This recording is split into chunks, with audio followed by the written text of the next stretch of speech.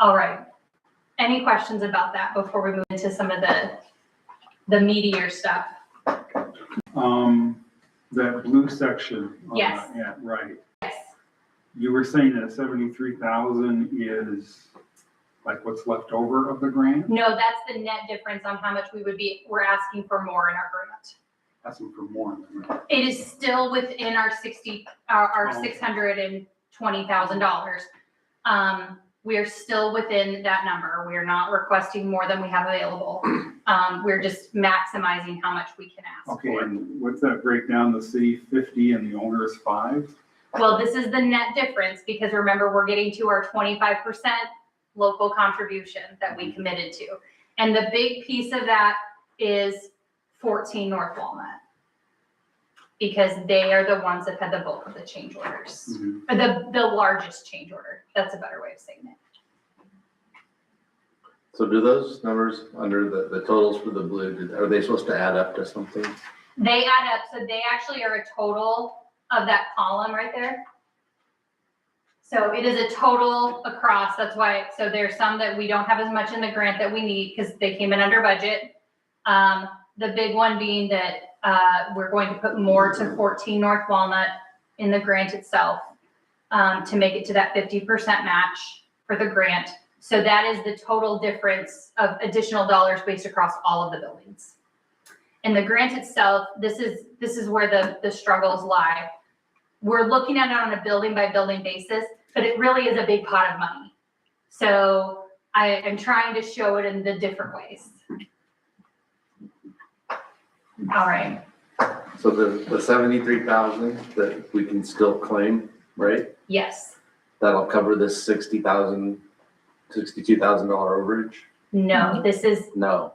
the $62,000 difference would still be our responsibility on top of the $220,000 in ARPA that we have allocated, because we have to maintain a 48% local match. So the total of 281, 982, 962, and 252, 450 to get those 25 and 25% is 534, 413, 30, 76. Goodness. And that's how we're hitting our local match. But again, this is us moving to a 25% city match that I can't. So those totals under the green, that's what you just said, right? 230, 927, and 252. Is that the one? I'm trying to follow, but Yeah. So the 230, correct? The 230, 927, and the 252, 450. Okay. Those numbers are not going to exactly add because we have architecture in there at 49,428. That's the city match. So within each of these items is we committed to a 60% grant and a 40% local match for architecture. And then there were some costs. So there's about $1,600 worth of, $3,200 of additional costs that were not, like it's recording fees, and there was an environmental thing that had to happen. Those are 50% grant eligible and then 50% local match. So that's where that 281 comes from. There's just a few things that are added in addition. And for the architectural fees, I perhaps could figure it out if I read every single one of his invoices. But at this point in time, I have included that 49,000 as city match because there's nothing that says that we were going to, other than that $25,000 difference about that potentially going to 2 specific buildings. Again, we said we were going to pay 25%. So I am making the assumption that we're at that 25%. And isn't part of that 61,000 that motion that we had to help the other building that's not in the grant? 16 North. That puts us over? No, No? there is 15,972 that is not included in this work because it is not eligible for grant reimbursement. It's completely separated. And that's what we paid for his. No, we've paid, so his portion of that was $10,395. And then there's another change order at 14 North Walnut for 5577. Okay. Are these numbers like in your head at night and when you just like? It's been a labor. Yeah. Can imagine, I'm just hearing Before you that. go on, one more question Yeah. on page 1. Yep. If the required match is 48% and we're paying 25, then the owners are paying 23? So we're averaging together because there are a few properties that are paying more on the owner side. So for example, for North Walnut, we're only paying 21% on her building because she had alternates that were not eligible. So then she's paying more. Now I have them parceled out so that it's only the grant eligible stuff that is getting that 25% match. But yes, it doesn't look exactly right across each of the buildings because of how some of those numbers play out. So those that are exactly at 25, they had no additional work or alternates. They perhaps had change orders, but we were able to get to the correct values based on the grant itself. Did the property owner pay back his portion? They haven't yet. We'll have to build them at the end Yes. of this. That's what So we're doing. Not just the one that was outside of the scope of the project. The one that He we. did pay something, but I don't know what all he's, He we'd did have bring to- a check. but I don't know what all, if we still owe him an invoice or not. He may have paid. I just wondered if we got paid back. I know, We agreed I to pay remember Mitch upfront. saying there was a check that he got from him, but I don't know if that was everything. Okay. I'm not sure. I don't remember. Sorry, and I don't mean Yeah, to stop. and I but don't we can remember, talk that's why about That's that okay. Get real specific on that, but. Okay, I'm not gonna go through the next spreadsheet. This is more just for your information because this is where all the numbers come from. So this is actually a breakdown of, that SWIPCO did for every single claim that was submitted to the state of Iowa, the claims that we approved, the invoice total, how much went to each of these items. So 50% CDBG less the architecture that was, or the architect that was 60%. Here's how she parceled out all of her math. But not on a spreadsheet. It's not on an Excel spreadsheet for her to. It is in an Excel spreadsheet, however. It is now? This was an Excel then? It was, however, she does not use formulas. Oh, that was it. Oh, Okay, Lord. We'll just Oh, stop good. it. Okay. All right. So could that be where the Yep. architect fees Yeah, are? could that be where, Yeah. did you put some formulas in and be like, oh. Would the architect be able to supply us invoices that would He is, match? yes, I requested them to make sure that we have the right. Okay, good. You're a step Okay. ahead of me then. I can't even believe it. All right, so the next sheet is really, this is a list of all the change orders. Now, I will tell you, I figured out something very late in the day, so your sheet is ever so slightly off. I will send you the corrected workbook. Because you on your sheet have change order 4R, which goes for revision, that's what the R stands for, 2.2 for $90,093. Yeah.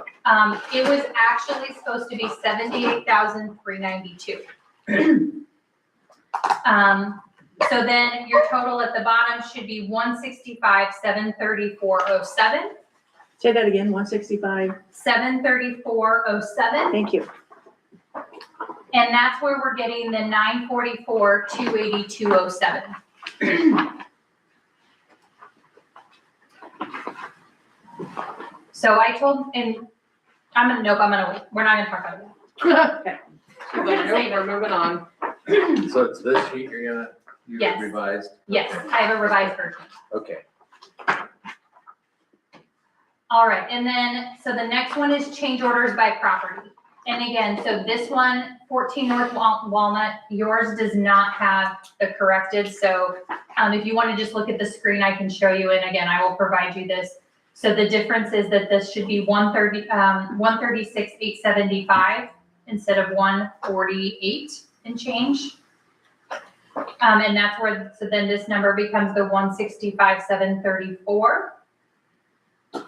Owner's share of unused funds. So this is the contingency that they prepay, that they contributed to the overall project at the initial amount, that if they did not meet their contingency, we're putting it back in their building itself. just their piece of the 25% of the contingency. The other 75% stayed with our project because we have that 25 and then the grant was 50. So then you get, so that's 7855.49. Excuse me, and that's why that number is exactly the same for the city, because we're at 25% that did not get used in the grant itself. So we have $15,710.97 CDBG available for reallocation. Now, this is a little bit of a misnomer because this is where we're getting to that 25%. So I don't want you to think that we have $15,000 hanging out. We're getting everybody to the 25% because that's what it looks like we committed to. All right. Okay, just. Yeah, absolutely. This is what we're here. The initial contingency, is Yes. that their 5%, 25%? That's their 5%. That's their 5%. This is 5% of the total project that we had in there. So, For the 37, property owners. correct. Okay. Not just the property owners, but in total. That 37,000 is the total contingency that was put towards the project. The whole grant. The whole thing. Okay, And that's where 25% of unused comes in, and we have it broken down by each individual property as we get into the individual properties. so of that initial contingency, Mm-hmm. we still have 15,000 left, right? 37 minus, so we've used roughly 22,000? Or am I not? Well, we have, so this is just across the board for each of those properties, Okay, those individual properties. There are properties that went well over, and that's where that giant number comes in, the one that went over the contingency. So again, this is where reconciling it, is it a pot or is it per project? And the answer is it's both. So that's what I'm trying to show, that really there is not $15,000 hanging out. there isn't, right? No, there's not. Okay, I It's think that getting how the architect was portraying it was that we had money to reallocate. And the answer was we needed to hit our 25% because that's what we committed to. And when we do that, there's maybe a few property owners that get a little bit back towards their project itself, that there's not money hanging out anywhere. Okay. So now if we go building by building. And of course, the first one is 4 North Walnut. And so what I've done here is I've actually broken it out in several different ways so that you can see, and all of the spreadsheets are set up the exact same way, so that once we get you rolling, hopefully it all makes sense. The initial contract amount for 4 North Walnut was $144,344. That is for both buildings, 4 and 6, because she owns both. They chose to combine that information. I have had to break it back separate out so that we could keep track of it. So that number is a little bit off, just keeping that in mind. So the grant itself, this total project was $98,684. And that matches from the green column and then the first green column, as well as where we have our total contract amount. And so the initial total contract had that the city was only putting in $13,000 towards this project, which was a fairly low number, but she had contingencies that were not grant eligible, and that's why hers is still slightly off. So then what I did was with the contingency, her initial contingency was $39,74, and that's 5% of the $98,684. I went further and said, okay, 50% of that belonged to the grant, 25 to the city, and 25 to the owner. So you have 1987, 930, 993, and 993. She did not need, after her change orders, she had a remaining contingency of $1,869.18. So you can see all the change orders that were associated with her property, and that left $1,800 and change left over for building. Because technically she only got 25% of that to herself, and the rest, the 75% belonged to the grant. I took that out again from after change orders, and I took that 1869.18 and I broke it down in the same way. 50% grant, 25 city, 25 owner. And that's where that 467.30 that ties back to the previous spreadsheet came from.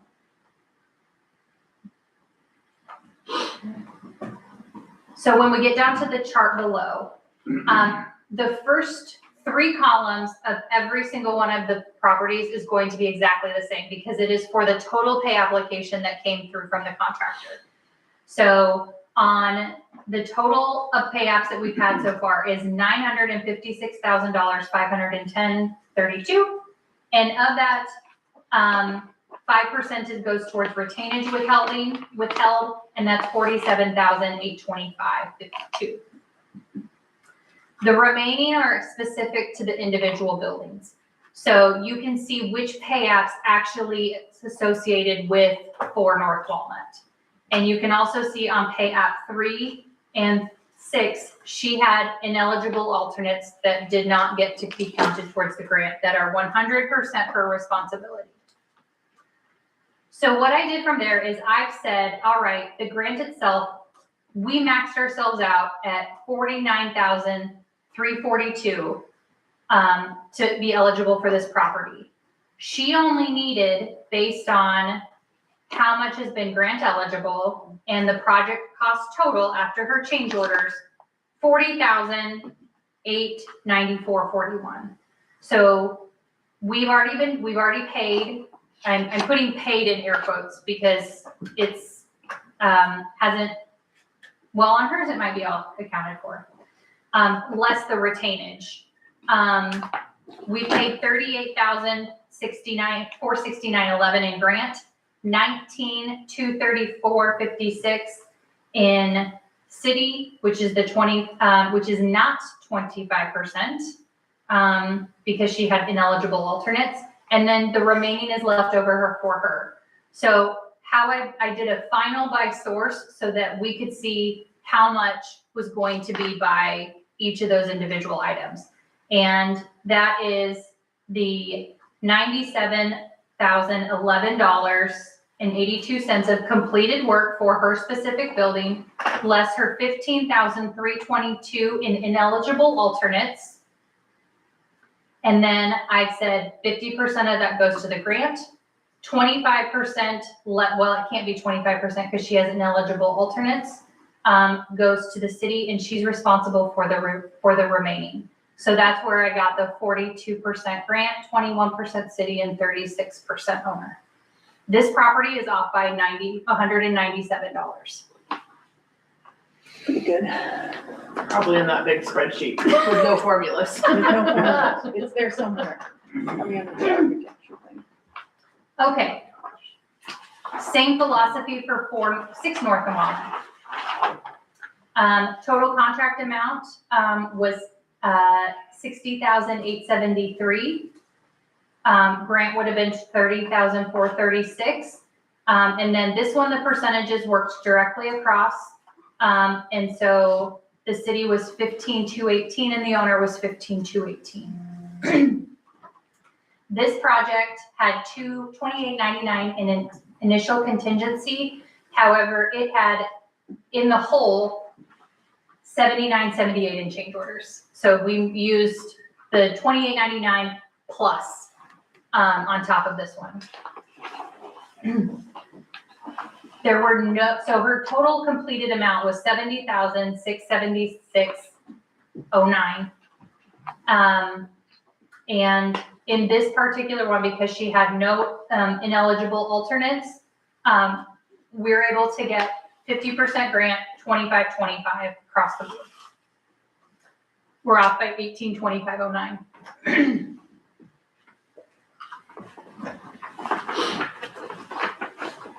We're going through the easy ones right now, guys. Just Yep.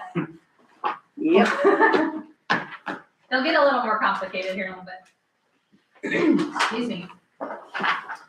11 North Vine. The initial contract amount was $114,243, and we were able to everything from a grant amount and how much the city said they would match pulled across correctly.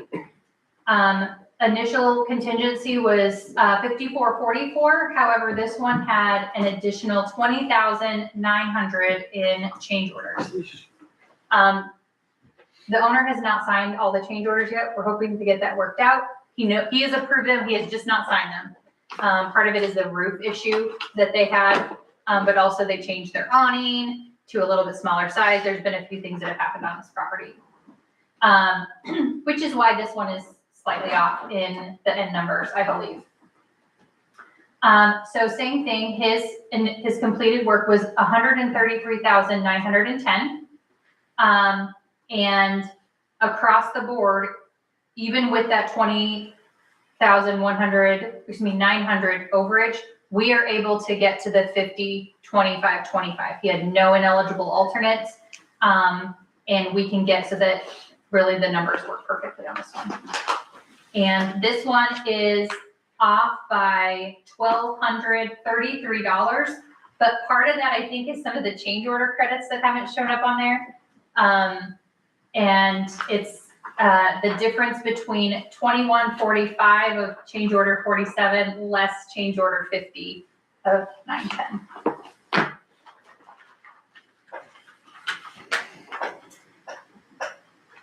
Okay. 409 Sharp. Initial contract amount 52,235. This is where we had some inverted numbers. We're off by $90. Somebody had 325. So that is how simple that got messed up, I believe. There were change orders on this one, but the initial contingency was 2492. We had some money coming back. We didn't need all that contingency, so 3684 was the remaining amount after contingency and contingency after all the change orders. So again, I parceled that out, $1,842 being grant because it's 50%, and 25 to the city, 25% to the owner, so 921. So that 921 is just going back. They just don't. It's already been paid for. It takes care of itself. We don't need to pay them anything, is my point. Completed work, 641. And so we were able to get grant eligible. We were going to pay up to 26,000. We got to 24. We're getting to the 12,000. This one came in under budget, really. So we're saving some money here. This one works perfectly, minus the $90 discrepancy. You have no idea how proud I am to say, like, we are down to like pennies on it. That was amazing. I was at like $200,000 at one point in time.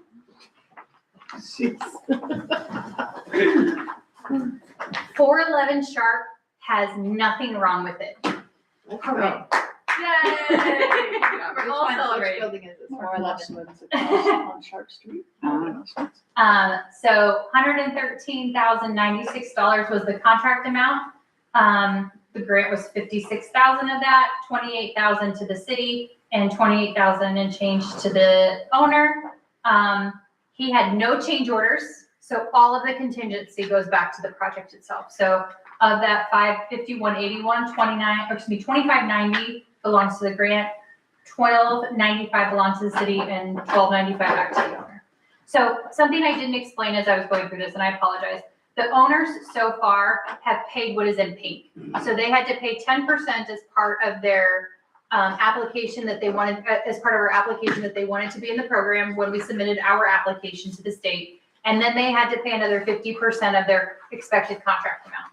So when you're looking at how much is left over on some of these, the owner contribution that has been paid is their actual that they have paid so far. So the 25, like for this particular one, the owner's responsibility at the end is 25,000, 629.81. So is that in addition to the 12,921? No, so Subtract it. Subtract it out, okay. Yeah, so they paid 15,352, Yeah. and their remaining is the 11,626.06. Okay.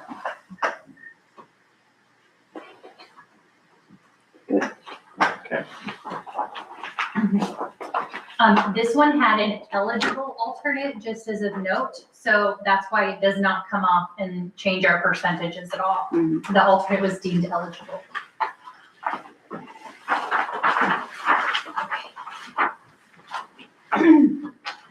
424 First Street also works out perfectly. This one, the 239,754 is for 424 and 426 First Street, so that's why that number is much higher, just as of note. So the contract amount on this one was 126,896. And of that, the 50% grant amount was correct. For some reason on this one, I lied. This one had an ineligible alternate, which threw the number off slightly. So the owner was going to be responsible for more than the city in this particular one. It was on both properties, they had an alternate? Just on this one. Do they have one on the other one? Yes, they have it on I both. think so. Yes, they have it on both of them. Okay. So then that's why the owner's portion up above it's not broken out, Correct. city and owner. even? Yeah, it's not the same remaining, like we have less than we had to contribute. Yeah, got it. So they decided not to do one of their alternates that they had initially accepted. So their initial contingency was 5833. Taking off they had a remaining contingency after removing, the 11,250 item of $14,773 in after change order amounts. So again, we said that 50% of that goes to the grant, 25 to the city and 25 to the owner. So this one had what seems to be the most that's kind of coming back into the system. His ineligible alternates were taken off of there. So our max grant amount was $63,448, but because he has that difference of $3,300, that came down and brought the grant portion to $56,061.50. Same with the city, we're only paying 25% of what is eligible. That's why we're at $28,030 and change. And that difference to make sure that they're paying that amount goes to the owner, which is why those percentages are slightly off.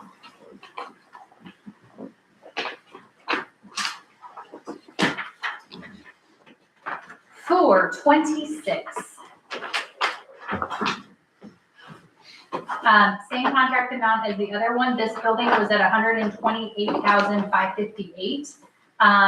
And less accepted alternates. We had the right percentages across the board there. Did not use any of their contingency.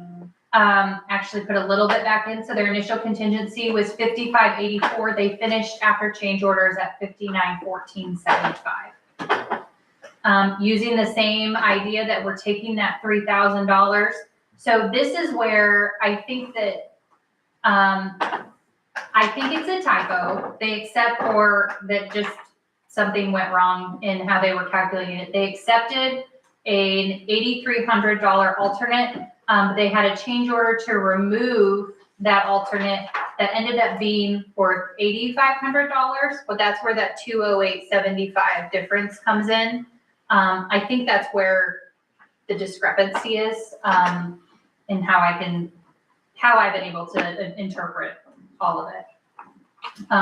So again, we're saying that the max eligible amount would have been $59,926 for the grant, and that is less the $3,000 that we would not pay for his alternate. Same for ours, we're doing, that's where we get the $29,963. And then he's responsible for the difference, which is why his percentages are different. Okay. That's for last. I moved it to the end. I actually feel much better about it than I did this afternoon. So, 14 North Walnut. This is where we had to do the shoring. There was a lot of things that went wrong. I'm not going to pretend to understand all of it. We're just going to go in. So the initial contract was $117,575. We had got the percentages that were initially proposed were correct. There were no alternates that would not be eligible. So we would have been responsible for $29,000 $393.75. This property had $131,000 in change orders. So, and you can list them out here, and there's also at least one change order that was not grant eligible that I removed from this list to make sure that it was not getting lumped in. The other hiccup and why I have it in purple for you is this $78,392 change order. This afternoon, I had a conversation with SWIPCO. I had this number initially as $90,903 because that's what the change order that Tammy had in her files.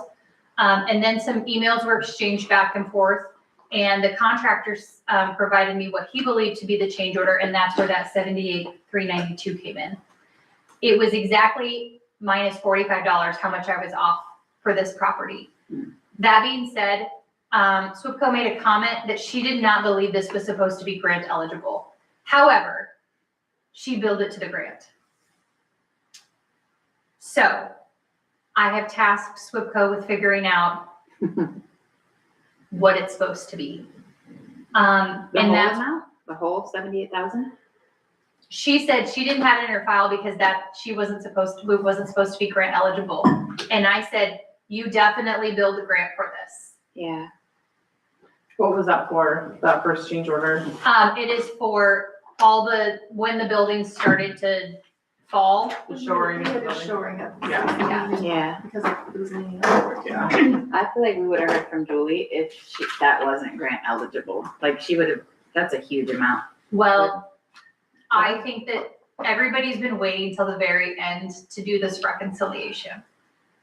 But wouldn't the owner had to have signed off that if it's not grant eligible to have the work done? So the one building is not grant eligible. No, right. And one is. And the one that's leaning on the one that is, they have to sign off because they're not part of the project. Right, but But if what when she's we saying is agreed that with bill the probably others. came in, the construction people do the work, right, even though the two buildings are attached, right? Well, but so the short answer is, and I had a conversation with Julie this morning, it had to be done. Mhm. It was not a question of whether or not anybody could decide whether or not to just say, we're not doing it, because it had to be done. I think that the conversation said it was grant eligible, then it went not grant eligible, then it was billed to the grant itself. Yeah. So I don't think I can give you a straight answer on what anybody was thinking at this point in time. What I know as of this afternoon, Tammy needed to do some checking on whether or not it should have been billed to the grants, because 50% of that went to the grant. So if it was not supposed to be grant eligible, we have overbilled CDBG $39,000. We have not billed our contingency yet, so we perhaps haven't overbilled, but we are accounted for costs that we should not in the total of at least $39,000 grant specifically. So I say that with what I'm going to ask this evening is that we table the pay app that is on the agenda tonight, and we do not pay it, because I want to make sure that we have this figured out before we commit to paying that amount. And I don't love what's happening. I don't feel good about it. So let me put pause until we figure out where we're at. Just on A, right? The pay up for 14R. Yes, Okay. correct. And I'm kind of wondering, since it was like 90-some thousand dollars and now it's 78, that is grant eligible, and the other part was for the other building that, Yeah, Well, I think that's We probably a approve. good assumption. that's my assumption. because then that's Because probably that's what really we close to the approved up to difference. 20,000. Yeah. So I'm kind of thinking maybe that's where it's gonna land. So I think that's Yeah. eligible, but we don't know for sure. I think it is too. Her comment just really caught me off Oh, guard. yeah, and it's up to them to correct. it. And she's had to answer a lot of questions with this project, I'm Yes. sure. Yeah. They've had lots of emails going. Yeah. That's But I Okay. bet you're right, that sounds like, That's what because my, we did have to approve up to a certain amount that was. that gonna be was not outside. eligible. Yeah. So on this particular building, the total completion amount is $248,806. When I removed the difference between the $90,000 amount and the $78,000 amount, actually makes this, like I said, we're off by $45. So I That's awesome. absolutely believe that that's what's going on. Me too. From an accounting perspective, not from a grant eligibility, from an accounting perspective. Mhm.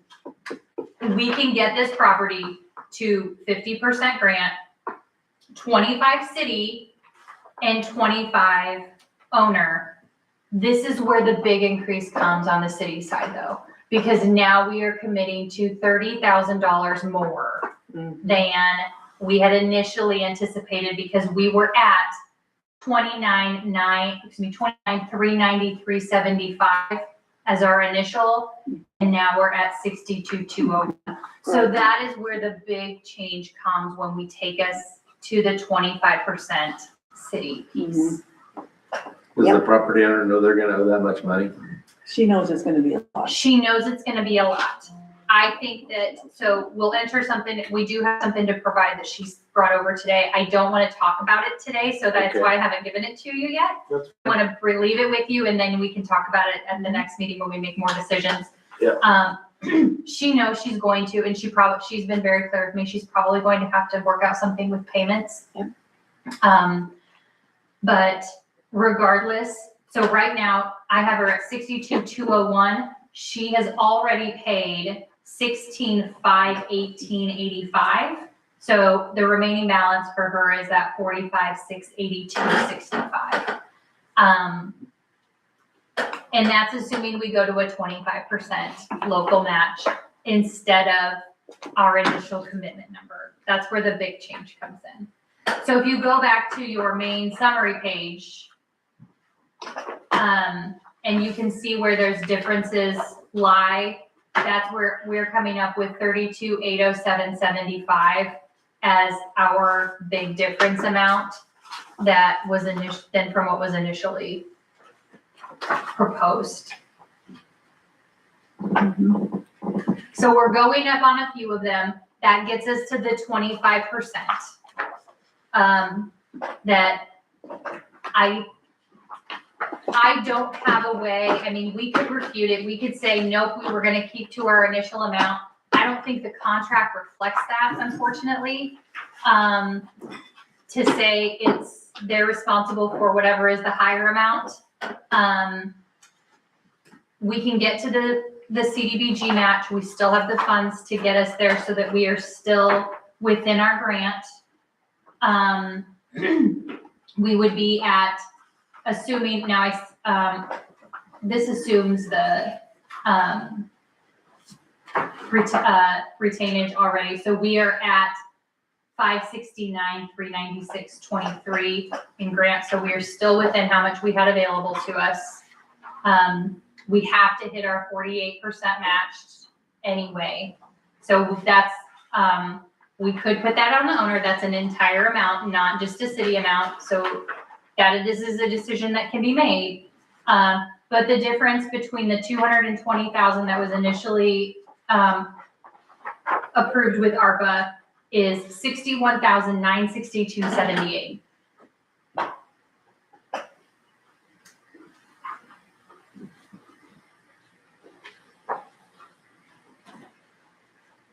Okay, Plus or minus $1,042.80. right. A couple little things. So no action tonight. No action tonight. Take this home. I will email out the workbook so that you can see it. And you can see how I got some of my formulas. And And by then, next 2 weeks, Yeah. SWIPCO should have some responses. we should have, and I will send out what we hear from SWIPCO, how we finalized out that $78,000 to make sure that that is And the correct. architecture on why there's a difference on this too. He's gonna Yes. provide his information.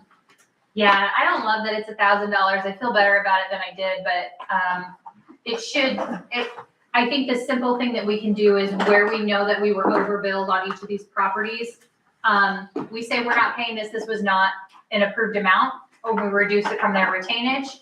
But I need to make sure that there's not some inversions somewhere. I have sent this to the architect and to SWIPCO. Please review my numbers, see where you think this discrepancies are.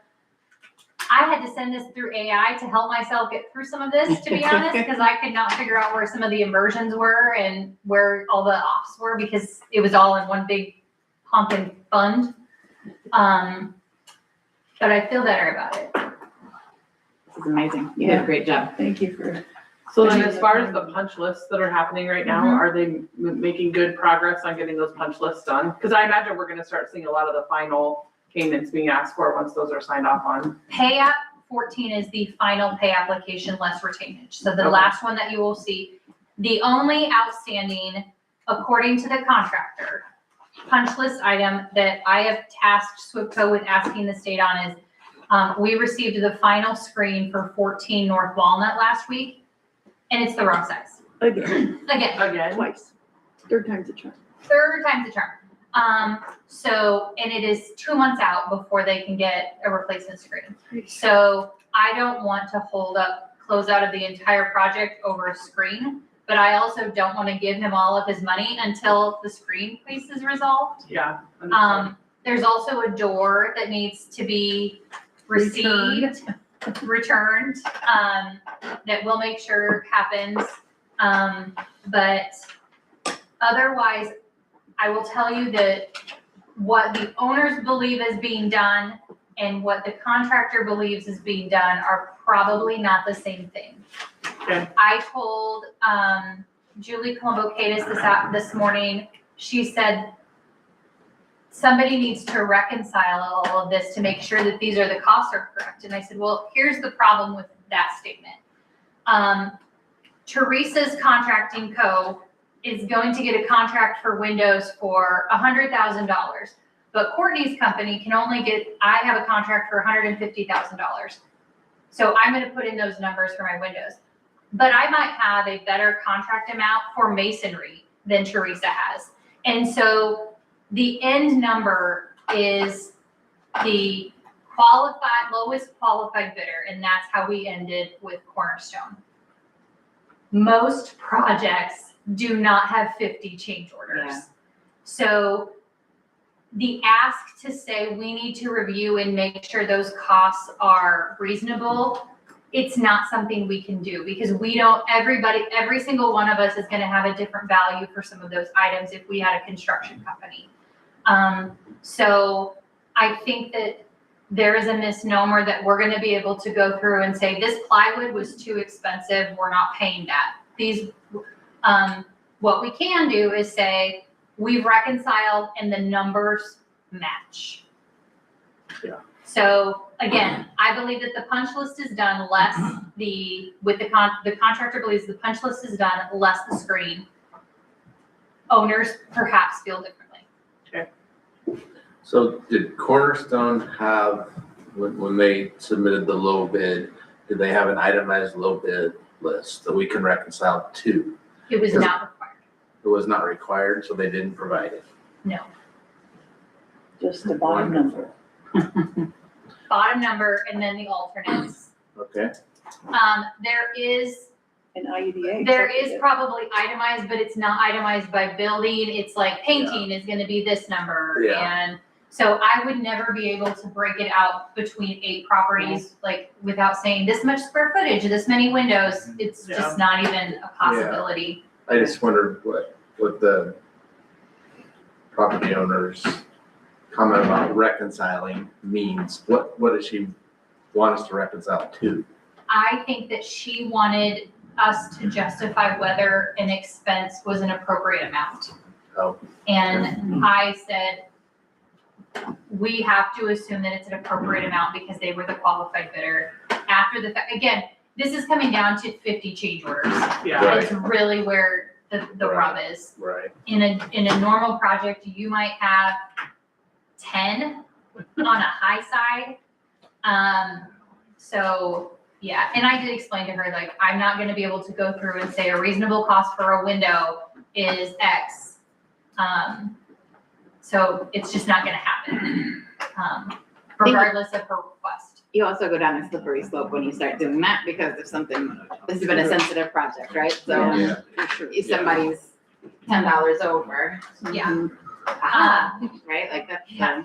So I know we're coming up on our time and I want everybody to have a minute to, are there any more questions about this? Thank you. No Yeah. questions, just thank you for making that digestible. All good, and that's all I wanted to hear was it actually. It is, I mean, well, Yeah, it's, it's there's just a lot, complicated, but. Yes. but Okay, no action tonight.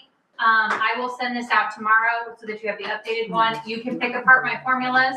And, see, Courtney, I think you have an error because I would not, there's a lot moving, Yep. so. Yeah. Okay. So as far as the recap for tonight, just to mention, we're just, no action being taken, we just reviewed the summary of the project as a whole, Yes, yes. getting ready for the complete, to kind of get. It'll be on the agenda in 2 weeks.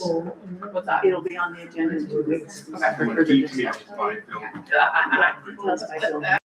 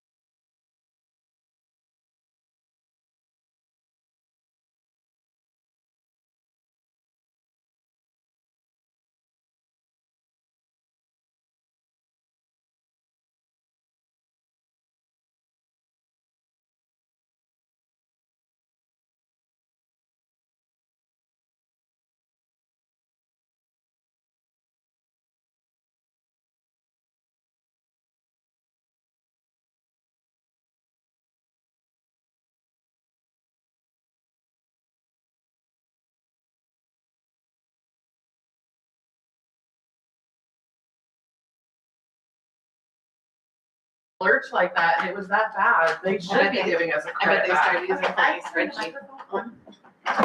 It is 7 o'clock. Please stand for the pledge of allegiance. I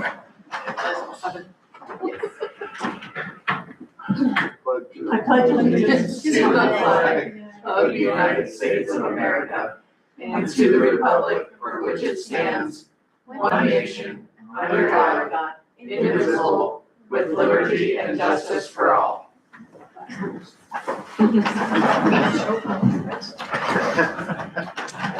Thank you. Clerk can take roll call, please. Gates, Here. Reiner, Here. McEwen, Here, Lyons, Here, Duran. Okay, a motion to approve the consent agenda as printed. So moved, Kate's. Second, Reiner. any questions?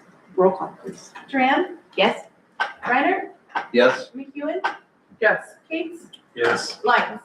yes.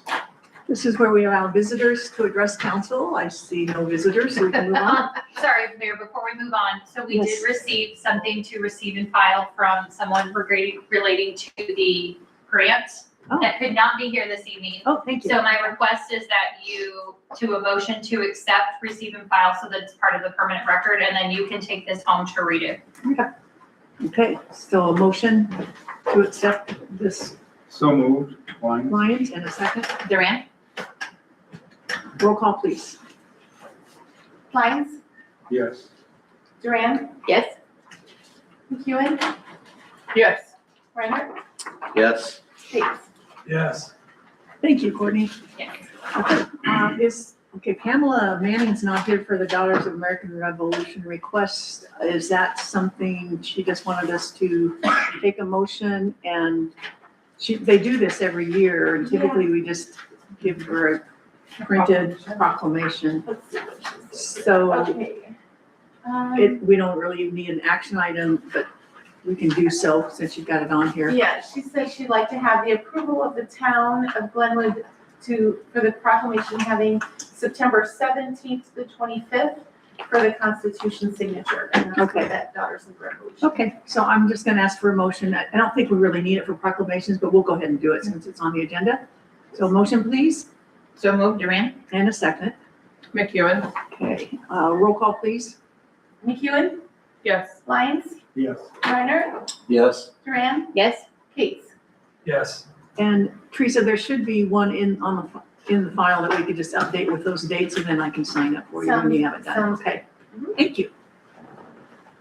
We have a motion to waive a special event application fee of $25 for the homecoming drone show and the visiting circus. So Mike Lyons, you've requested these. I'll let you speak.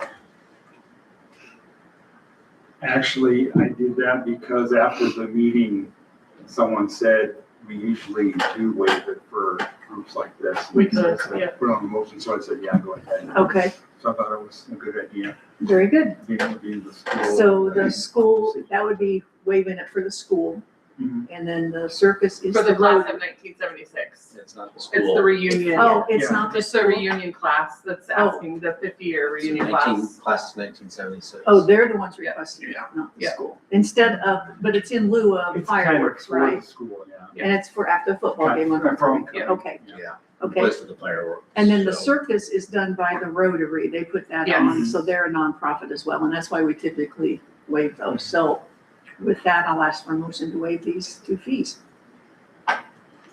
So moved, McEwen, Is there a second? Kate's. Okay, any questions or further comment?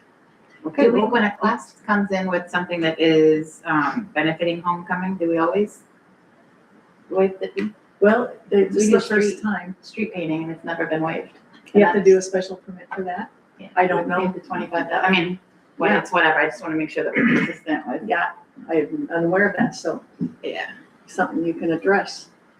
I think they can always request it, usually if it benefits the greater good of the community. Yeah. I then think it's 3 something years that- ago, when we requested the first time class in 94, we were told we had to pay, so I've never requested it since then. It's $25, so it's whatever, but someone else might not think it's whatever if they have to pay it. Just wanna make sure we're being consistent. Right, you gotta be consistent. Is that for the street meeting in front of the middle school? Mhm, The activity yeah. complex? Okay, So it's for the students, for the school, so Right. maybe we'll come in this year and ask for a waiver Right. if That's a good idea too. So, Okay, to replace that. all right. Roll call, please. Joanne, Yes. Kate, Yes. Lyons, Yes, if I can vote on my own motion. No, absolutely. Okay. Reiner, Yes. McEwen, Yeah. Okay, and now there's a motion to approve an extension to one more day for the approved circus special event application. They would like to have 2 days, September 6th and 7th. I know you've already approved September 6th, but they would like to add a second show on Sunday, September 7th. I was gonna ask, is it the same 2 and 4:30? Do you know? yep, this is exactly the same, they just had opening, How about the park? Are they okay with it? I don't know if he's not here. I know, anybody asked the park? He did approve the, The one day, we but- actually still have the original. We still need the department heads to sign off on it. It's still a little bit out there. It's a few more weeks. Probably need to make sure they don't have anything else planned on the 7th, if there was some, Mhm. like a car show. Yeah, that's Labor Day. Yeah. Monday, I believe. Are they adding the second show because there was good, just, So they had, Yeah. the circus, I forget the name of the place, but, they had some issues with the state of Illinois. So it freed up an opening in their calendar, so they said they could stay one more day Okay. if the town wanted them to. And so Rotary reached out and asked if the council would extend that. So instead of tearing down on that Saturday, Sunday, they would possibly tear down on Sunday, early Monday. okay. So Can we approve pending? I think you need pending park approval, but there's no other events planned on the Sunday, so that's up to you, if you wanna do it that way. And I'm you, pretty sure there isn't, because I would have, this thing comes off the park board, they just put them on my and calendar. it pretty much tells you, So, I'll make a motion to approve pending park approval, that there's nothing else going on Monday, September 7th. second, Reiner? any further comments or discussion? Roll call, please. McEwen, Yes. Reiner, Yes. Duran, Yes? Kate, Yes. Lyons. Yes. Okay, and then we're back to GMU, permission on painting their storefront. Courtney, want to speak on this, please? Sure. So you have 2 bids in your packet. The third bid did not come in, from the same contractor. Both contractors, and I think even the third one came in and said, we can do the quote for just, I'm calling it the L, this side of the building and then our frontage. But just as, so you know, I didn't even realize this.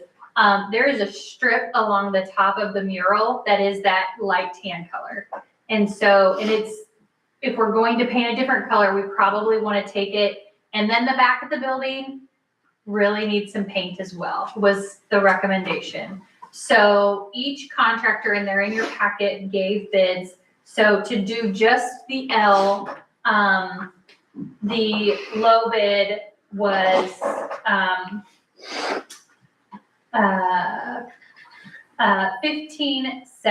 1575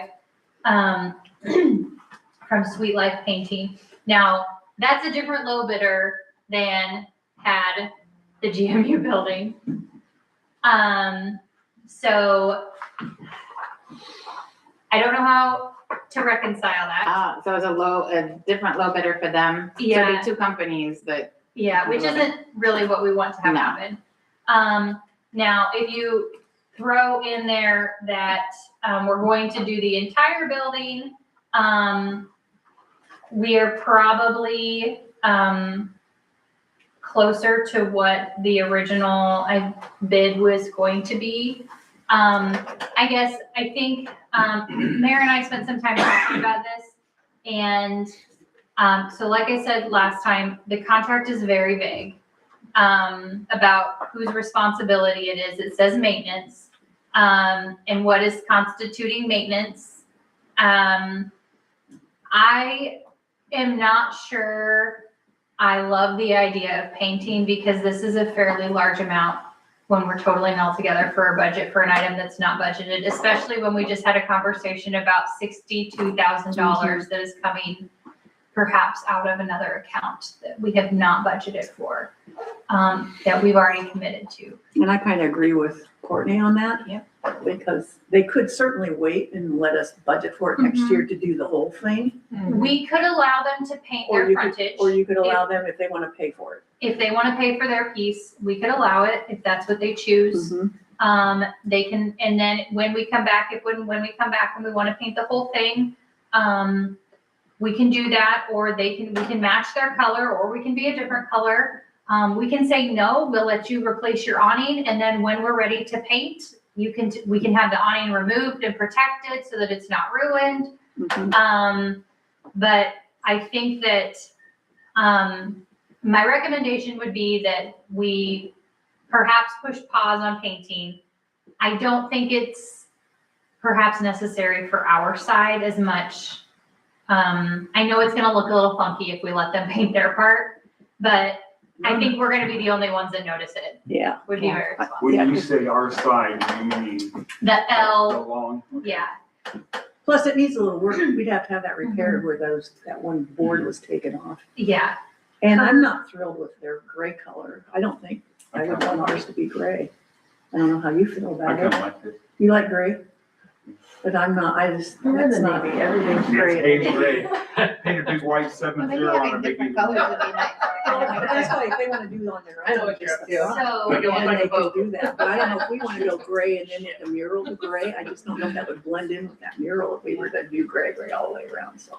yeah. I don't know. So I think that it would be completely acceptable to say, we're gonna let you paint your storefront. And then the idea might that it's the different, or we decide we match it if we like it later on. Yeah, we might grow to like it.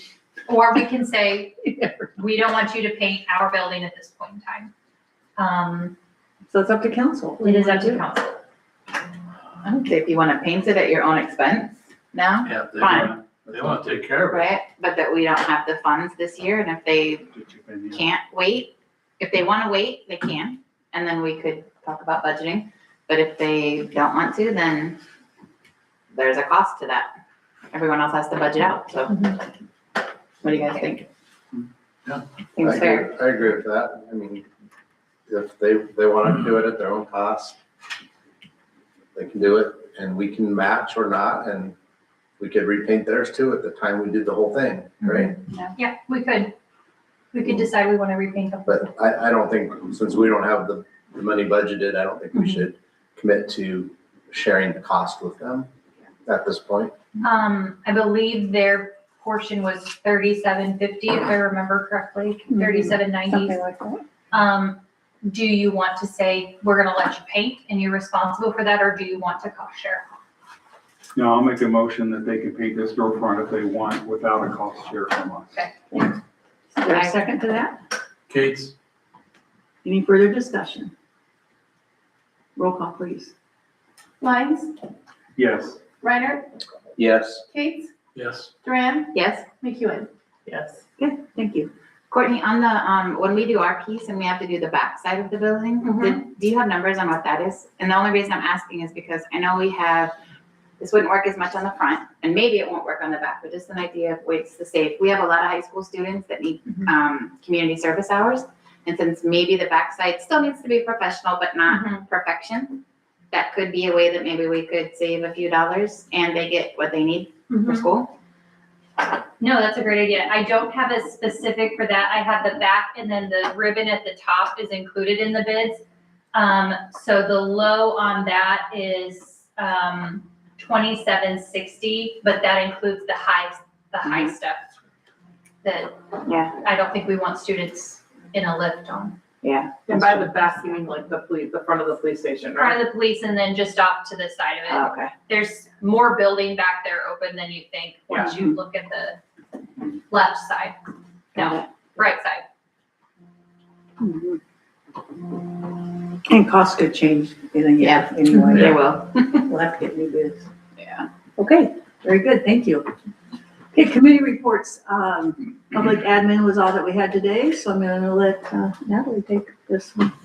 Yeah, so we met committee meeting where we reviewed the CDBG summary that Courtney graciously threw together. Just to start wrapping up, reviewing the numbers and wrapping up that project. And it will be on the agenda for official review, in 2 weeks at our next council meeting. Okay, thank you. Okay, departmental reports, we'll start with Autumn. Welcome. It's buzzing. Oh, so you? Yeah. I didn't get it. You're good, I'm like, what? It's fine. Hello, how's it Hi going? there. Good. Good. Alrighty, our July stats in the library was material checkouts of 3,252. Our door count was 1,844. We had 61 attendees at story time over the course of the month. Our cumulative count for July activities is 1,353. So summer is not joking around. Really looking forward to school coming back. Couple weeks. Won't be long. We saved patrons $38,627.64. We have our late start for inventory this coming Monday, the 17th. We have Perea with our guest author Thursday of this week. It's James McGowan, who writes science fantasy. He's coming in from Omaha. Next month is Rhonda Mumby out of like the other side of Iowa. She's a contemporary romance author. So we've got authors booked out through November. Cool. Mills County Chamber event Silent Book Club was last night. We were at A Bean Above.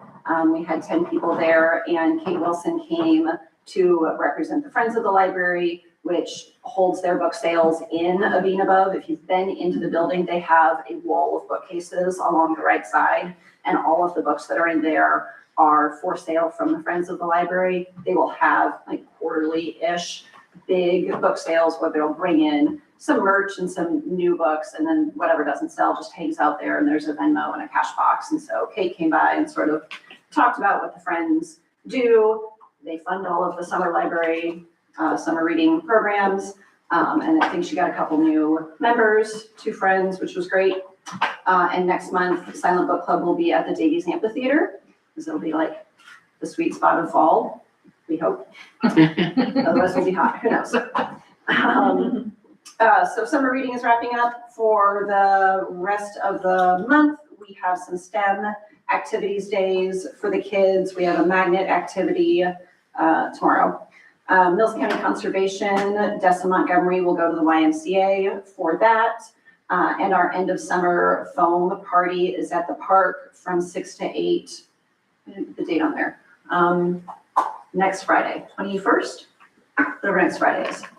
Yeah. I think it's the Yeah, 21st. Yeah. Yep. Yeah. And then our teens end of summer activity is a movie party at the Rex Theater. We're working with the owner, and he has agreed to let us rent out just for kids that signed up for teen summer reading. And so they will be watching Shazam! Fury of the Gods. Let me tell you, I'm excited. They get a popcorn, a soda, and a candy, as well as their entry ticket for signing up for summer reading. And we'll do their prize drawing at that event to end summer there. Adult summer reading, it goes through Labor Day. Emily, our adult services librarian, will do a nature walk at the Y on the 18th at 8:30 in the morning. She's been doing that monthly with their walking club, and they have really loved having her come and like share poetry and stories during their walk. We have adult show and tell again on the 24th at 6. Mike came and brought some things to share to the last show and tell, which was very cool. We have book bingo on the 28th at 11 o'clock in the morning, and then we will have a garden table as a passive activity August 31st to September 5th, where things from our small kid garden, if we get anything, will be available. And then like if people want to bring their excess cucumbers and things that all the Midwesterners do this time of year, tomatoes just like show up on your porch. And So zucchini. feel free to show them up at the library, and whatever's left over at the end of the week, we're in the storehouse. We got some passive activities, embroidery kits, and there'll be a library book swap, which is not, it's not a very good name for it. It's more of a chance for people to display their favorite library books. So like in the library, we have a staff recommendation shelf. And so it'll be a chance for people to be like, oh, this is my favorite library book, because you'll sort of be able to like pick from what Angie thinks is best and what Christina thinks is best. So that's that. New-ish this year. during the early outs for Wednesdays, we will be offering guided STEAM activities, using some of the things we have on hand as well as some stuff we got from grants, instead of being slightly less controlled chaos by just giving snacks to the sixth graders and letting them treat the library like their family room. Like, they come and they drop off their backpacks and then they wander around town and they spend 2 hours every Wednesday yelling at them to take their stuff with them. We're not doing that this year. So we've communicated already to the middle school that we're not serving snacks, that there will be guided activities. Like, people are always welcome, but we're not just doing a pile of 50 backpacks while you wander the town. And we're working with the middle school and the high school to get like coaches, to get a little bit of input. Like, teachers are all on contract during that time, but like, I talked to the robotics coach who was a parent, and he was like, well, if we get scheduled out enough, I could come and bring a couple of the high school kids or the middle school kids to do like a little clinic for the younger kids. I've got a local artist who wants to come in and do like an art class. We have some patrons who have a quilting club that would be willing to do a sewing clinic. We got a grant from the STEM Scale Up Iowa grant, which is actually a 3-year grant. Year 1 is ramps and tunnels, ramps and something. And most of that equipment is in-house now. We'll use that. We got Blue Tracks from, well, Blue Track is the name of the company. It's like Hot Wheels tracks, only they're flexible. So you can like run them off a bookshelf and over a chair and things like that. So we'll be doing more guided activities. It's a great idea. And hopefully less chaos. Very good. But Chief has been really great with sending SRO Dylan down when we need him and just sort of keeping a handle on things.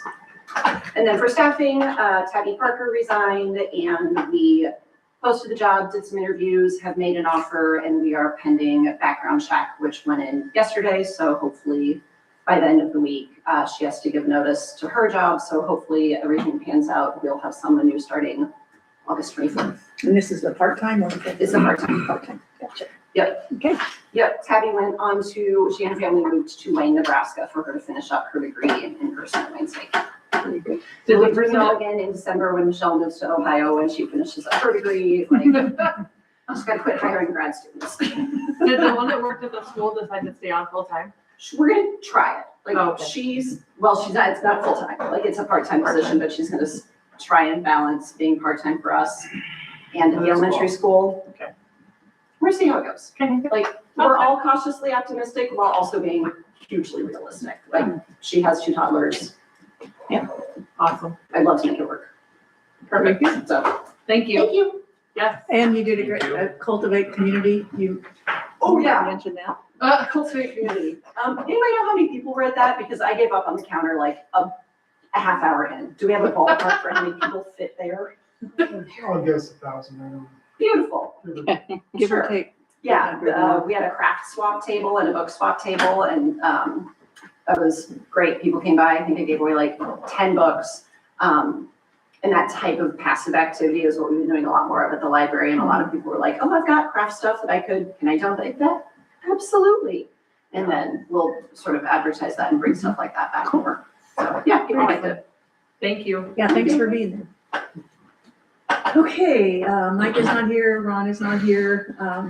Those that didn't know, Ron's mother passed away, so he was gone all of last week, but he is back this week.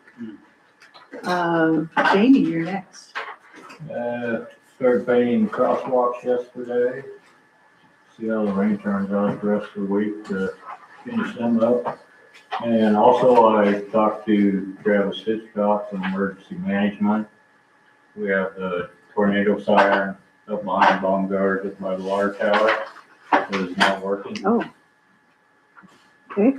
So I talked to him today, and Bluffs Electric out of Council Plus is they're certified to work on them. Mm-hmm. And he mentioned your Blue Valley out of Kansas City that you have a contract with, that they charge you, Traveled. they're gonna charge you. It's been a while, I remember that, yeah. So I told him maybe Andy, Courtney, me and him maybe get together and talk about it next week, Okay, kinda, set up a time. because Bluffs Electric told me they get all their parts from Blue Valley. They do a lot for Council Bluffs and small towns around. And Chase told me he's $160 an hour. I was thinking back in my day, I think we've used them before too. I think we've used them in the past. We'd have to look on our vendor list. How many sirens do we I have? used them on these stoplights right out here. Yeah, but it seems like a long time ago, just ringing a bell. Okay. How many sirens do we have, Jamie? Let's say 6. 6? 6? I think it's 6, if I remember. Does it make sense to have them take a look at the other ones when they're here, if we're already paying for them to be here? Or is that not something that, Yeah, they test them every month, so that's when we bring them in. There is another one that has a pole that perhaps needs replaced, and there's some talk about whether or not it needs moved. Oh, But it- Travis told me today they were gonna remove that one from the state school Is that the one, because the We didn't Owen want it. Street one? To the roundabout? you know, that would be North Walnut. North Walnut and yeah, that Olin one would be up there by South Isaac. Yep. That little dead end, right? mhm. I think the answer is Travis wants them to come up and kind of look at all of them when they come. And so the contract's current with them? Do we I think know? so. They're the ones that installed them. But how long ago were they installed? I'd have to go back and I look, think but I We think need to, it yeah, we was need to like probably, I'll try to look at that. 2008. Yeah. Put up all the new ones. Yeah.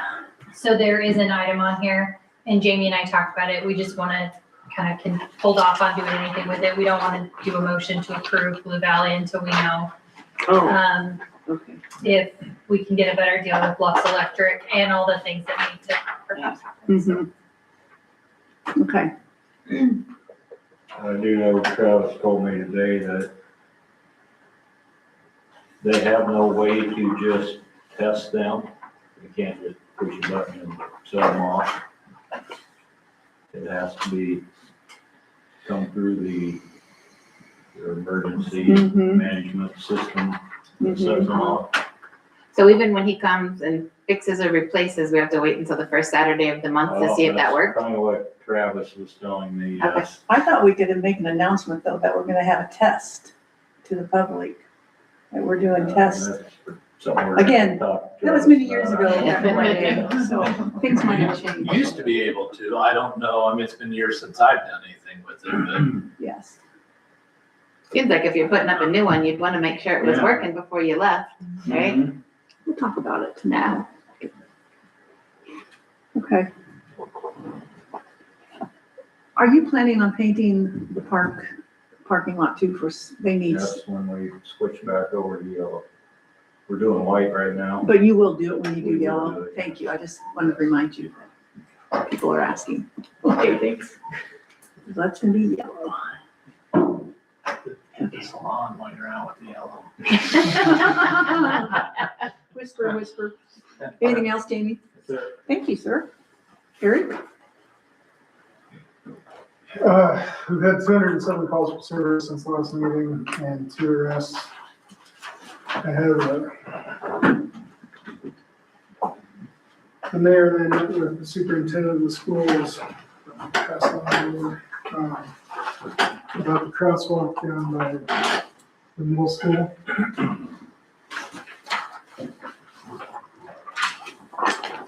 And she would like to have the school install these next to the crosswalk to be right about where the start of the old horseshoe was in front of the middle school. Did you go down there today? They painted two, it looked like they painted 2 crosswalks or just one? By the middle school. The middle Middle school. school, there's 3 down there. You got Fourth and Cybers, there's 2, and then inside, where's you get on? So, but this is just for, This The is one just by for the the one baseball by the field. baseball. Yeah, okay, so that's the only one over there. I know you were gonna make So sure. the only other two would be at the intersection of Fourth and Cypress, right? yes. That I know Okay, of. There was some confusion. She was thinking there was one down by the entrance to the actual entrance to the complex. And even though everybody cuts across the parking lot and goes through there, there's no crosswalk right at that spot. What about to the walking bridge? They're on there. No, no, they run They're across supposed the to- road. theoretically, they're supposed to walk down to where the crosswalk is. But ongoing problem is people are lazy and they'll take the shortest, fastest route, so. Yeah. Just saying, I've watched Ragbro, they got a park right next to their campsite. And now they're gonna ride clear across the street, so. Just human nature, I hate to say it. So anyway, I guess No, true. basically, not trying to speak out of turn, we told her if the school was paying for it and the school was installing it, we didn't care. But if it was an issue where you wanted her to come in front of council, we would ask her to do so. I talked to Jamie here briefly before the meeting and he was perfectly fine with it as well. I don't know anything about it. Yeah, our meeting was this morning. They spent all your money and didn't tell you. And if they're not asking anything from us, there'd be no reason for I know we them. directed her, we found the signs quickly on Iowa Prison Industries, so they're able to order them through there. We discussed if they had issues, if they didn't have an account with Iowa Prison Industries, we could probably order them for them if they're gonna reimburse us for the costs. But she thought it was important enough to. Yeah, absolutely. So make everybody aware of that. Cultivate Community, I thought went extremely well. Minimal complaints. Usually it was just the not being overly accessible to the farmer's market for some that couldn't walk. I haven't come up with a perfect solution for that, especially with having to close the whole square. However, we had a great turnout. Weather was beautiful, everything. Don't know of any other complaints, so. When people call and complain about it not being accessible, do they have suggestions? Or is, Nobody, other than those just proclaiming. It's the vendors complaining, right? No, it was a couple of the vendors' customers. Just a couple A of. couple of the vendors are concerned about it. Some of the vendors didn't come to the farmer's market because they believe it doesn't help their sales. The vendors I talked to at the farmer's market that night were extremely happy with their sales, so Yeah. Perception. that's where it's at. And I talked to the organizer of the farmer's market, Jody, and I don't remember her last name. Smith, We isn't it? talked about possibly working on different dates or times or something different to help them out, which they'll let me know what they would like here in the near future and we'll go from there. It's one night. Uh, We can deal with. My one deal is on the agenda is animal control. We definitely have to start working towards something sooner than later. We've had a few issues where we've had to make arrests and then go to extreme accommodations to find somebody to come grab the animals out of the vehicle that they're getting arrested from. Been working with Courtney, trying to do my research, working on possibility of maybe going with one of the local boarding kennels. Can't say that's a definite or anything yet, but I'll have an actual presentation here in the near future with hopefully a solution to our issue. Thank you. Other than that, I have no further reports.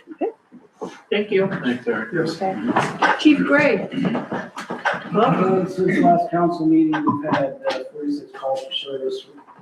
63% of those calls were inside city limits for the year. We're at 887. And 65% of those are inside city limits. Cultivate the Community went very well. I've also been working with Chief Rowe on the GMT, providing documentation for our next year's ground emergency report reimbursement funds. So I've been kind of working back and forth with him on running reports of that. Saturday, we did have an issue where I had one of my firefighters fall through a train bridge and got stuck in the board snap. No, We had been paged out for a train versus car, and they were out searching for the car. They didn't find the car. They think it took off. And he ended up falling through. He wasn't seriously injured. I did cover shift for him on Sunday, but he was expected to come back later this week when his shift restarts. But he had a few cuts and bruises on him, but there was nothing we could do. It was basically in the dark and 2 or 3 o'clock in the morning trying to look for a car out in the middle of a field and along this stretch of train tracks. oh my So, God. but like I said, the car ended up must have just been bumped and it took off from wherever they were. Burlington Northern conductor said he knows he hit it because he felt it. So we had law enforcement out there as well, deputies trying to go through this field and look for it. I went out there and walked all over and could not find anything, but just so you're aware of that. Also have on that grant is a motion to approve grant funds for Orion New Generation, the solar company that's basically putting solar panels or a solar farm out off the interstate for rope rescue equipment that we need to have replaced in the amount of $5,062. I'll ask for a motion then. Yep. So moved, McEwen? Is there a second? Duran? Any further discussion? Roll call, please. Kate's, Yes. Lyons, Yeah. Reiner, Yes. Duran, Yes. McEwen. Yes. Is that it? Okay. All right, Some other stuff that we'll go over later. okay. Carter, you're next. Okay, in your packet, you have a statement of work that we would like to move forward with Athletico as a service provider for employment and fit for duty work testing. So we've had a couple instances as of late that we do not have a company on retainer when we have someone who falls through a bridge. He's fine, so we can say it. Yeah. That let's say that he actually wasn't fine, but he said, oh, I am. He gets returned to work through something and Chief Gray says, he really isn't moving his arm well. We don't right now have a company set aside so that we can send them to say, we want to get a second opinion. So Chief went to Athletico. They do this for other cities. This would be something that we would have on retainer. It would be $175 per exam. That would be a fit for duty. There's also some drug screening options that are perhaps less expensive than we are currently paying that we need to make sure is correct. But this would be a citywide. So if someone in public works needed it, we could do it. PD could use it. It would be an HR function that we, once a director said, I am questioning whether or not this person can perform their duties safely based on their job description. We would say, we need you to go get tested, and this company would handle that based on what their experience with job descriptions. And according to our work comp policy, we have the right to do that. That's why Yes. they've Thank suggested you. moving with this. So this is more than just a medical clearance. This is like, they would actually test you. Can you climb a ladder? Can you do, as opposed to your doctor just saying, check, You check, have check. to lift weights and Okay, like, they do it per your job function. They do like Yeah. Omaha Fire, Omaha PD, Council Bluffs Fire, and Council Bluffs PD, and all the other stuff for Council Bluffs they do there. And it's $175 per, Per Event. visit. So Per yes, visit. if we make the determination, we want someone to get a second opinion. It is our cost. We can't bill insurance or anything like Right. that. So yes, we would have that exam fee that would come out of our budget. is there a motion? so move Duran? A second, please. Lyons? Any further comments? Roll call, please. McEwen, Yes. Reiner, Yes. Duran, Yes. Kate's, Yes. Lyons. Yes. And then I'll ask for a motion to table item 2 for the Blue Valley. Is that what you were asking earlier? I think we just deny it until we come back and we know. I think Okay. that's okay. We'll make sure that we got it right. We'll So we start just- fresh. Yeah, just we can let it, No action? no No action. action. I'm completely fine with that. Okay, no action on item 2. Okay, anything else? Nope. Okay, number 11 is the Community Development Block Grant Disaster Recovery Projects. So they went out, they're starting this week to go do the environmental testing, or excuse me, the archaeological testing for the environmental review that has to be done for, Arbor Hills. We did put together a letter that we sent to some of the property owners that might see those folks in the backyard, just so that they had a heads up. We worked with Hughes Construction to make sure that they were notified, but if you do get word that some city contractor was in my backyard, yes, they were. I think I let everybody know last week. It is a legit person from Tallgrass. But that's the only update on that right now. Okay, thank you. And then under item 12, a Community Development Block Grant, motion to approve pay 14R for Cornerstone. Is that the one you want to table? Correct. Okay, so I'll ask for a motion to table this for 2 weeks. So moved, McEwen? Is there a second? Line? Okay, any further comments? Roll call, please. Duran, Yes? Lyons, Yes. McEwen, Yes. Reiner, Yes. Kate. Yes. Okay. And B is okay to go forward with then, a motion to Yes. approve change order 49R1. It's a change in construction at 11 North Vine Street, an increase of $38.52, which will be added using contingency funds. So moved, Duran? Second, please. Kate's. Any further comments? Roll call, please. Lyons, Yes. Kate, Yes. McEwen, Yes. Reiner, Yes. Duran. Yes. Okay, and then number 13 is a resolution 3771 authorizing the business officer resolution form for the Glenwood State Bank. Courtney, you want to make comment on that? Yeah, so this is for our credit card and our Glenwood State Bank information specifically. We are going to update it so that Mayor, myself, and Teresa have access to call and do bank functions. So that is, they require a resolution approval, which makes a lot of sense because we want to make sure who has access to our bank account. So what we're asking for is to have those 3 names and no other names on our account at this time. Okay, so moved, McEwen? Second, Reiner? any further discussion? Roll call, please. Duran, Yes? Lyons, Yes. McEwen, Yes. Kate, Yes. Reiner. Yes. Okay, then there's a resolution 3772 to enter an agreement with Hinders, Udegraph, Franklin, and Lincoln PLC as an authorizing attorney for the city of Glenwood Fire and Police Departments. Who wants to speak on that? This is the agreement that we had with Skylar Lumpman's former law firm. He has now switched law firms. And it's basically authorized him to do stuff for the city like he has before. It's just, he Okay. just switched from one law firm to the other. Okay, It's pretty much, and I think it also authorizes if he wants to use him for anything else, they can do it for that. And then he's got the fees and stuff listed. and it's, he charges per event then? Yep. Per- And it's usually governmental rates, and he also, you're not mind the bill every time. Okay. Okay, is there a motion to approve this? So moved. Kate's. Second, Line? any further discussion? Roll call, please. McEwen, Yes. Duran, Yes? Reiner, Yes. Kate, Yes. Lyons. Yes. And then we have a resolution 3773 to enter into an agreement with UNMC physicians to serve as the Glenwood Fire Rescue Medical Director. Matt, want to speak on that? Our current medical director is out of Jenny Ed, and there's just been some things that we just haven't gotten from them.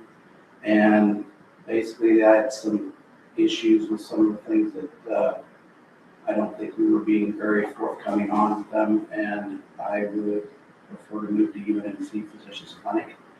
It gives our guys have actually called before too and had issues with getting a hold of the medical director for meetings and different things like that. This would give an advantage of we have at least 5 medical directors that we can contact. One of them would also be Shayla Coffey, who is on the department, who's actually a UNMC physician.